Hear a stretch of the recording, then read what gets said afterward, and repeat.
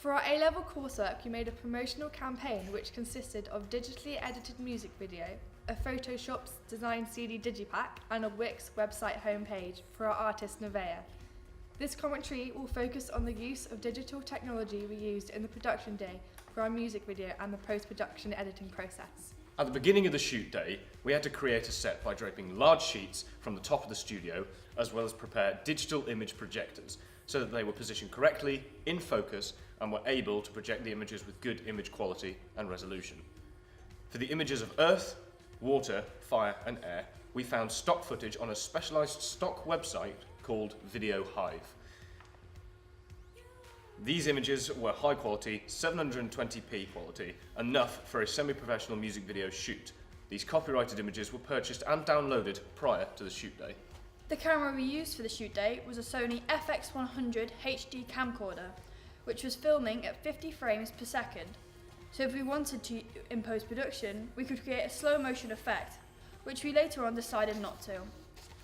The camera had an interchangeable lens system, so we used 18mm for wide shots and 25mm for mid shots.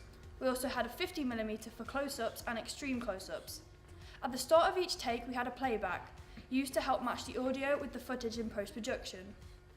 This was a time-saving device which enabled us to match the visual to the beat of the song. In post-production, the first step that we made was uploading the footage to computers with Mac software installed.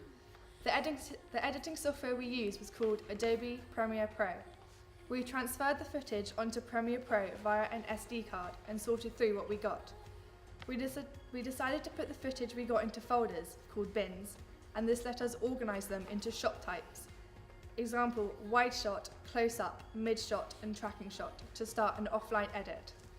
We organised them into what elements they were, fire, water, air and earth, and this would help us when we needed to edit the video and find shots quickly. The selected shots were then laid onto a timeline, and these matched the timecode on the digital clapperboard in shot on each clip to the same timecode imported with the track into the project. We also created markers, allowing us to cut our song to the beat. Using the razor tool, we could effectively trim and cut the footage in a very precise way, matching the action and lip syncing in the video. For example, on the chorus, when we had a close-up, the use of the timeline and different layers in the editing enabled us to cross-cut between a dance performance and the artist singing, an important technical convention of the music video. The offline edit was a way to be creative and disciplined at the same time, cutting a wide imagination of shots technically to the beat of the song, a truly digital innovation. Premiere Pro enabled us to easily edit our video and put the footage to the music. We were able to easily lip sync the footage because of the clapper we used, which was an iPad, in production. In editing, we also had to colour balance. This is to make sure all the shots looked the same. We put a blue tint on our video and upped the contrast so the projections stood out more. This provided consistency to the overall look of the video.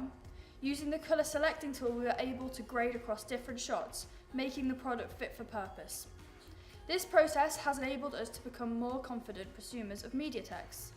We can see this by the fact that we were able to export the file and upload it onto YouTube for audience to see. Throughout the process, our creativity had developed through some of the decisions that we had to make when it came to set, costume, lighting, as well as trying to incorporate the star image throughout. We feel that all of us have become more technically skilled and are more comfortable with the concept of being a prosumer.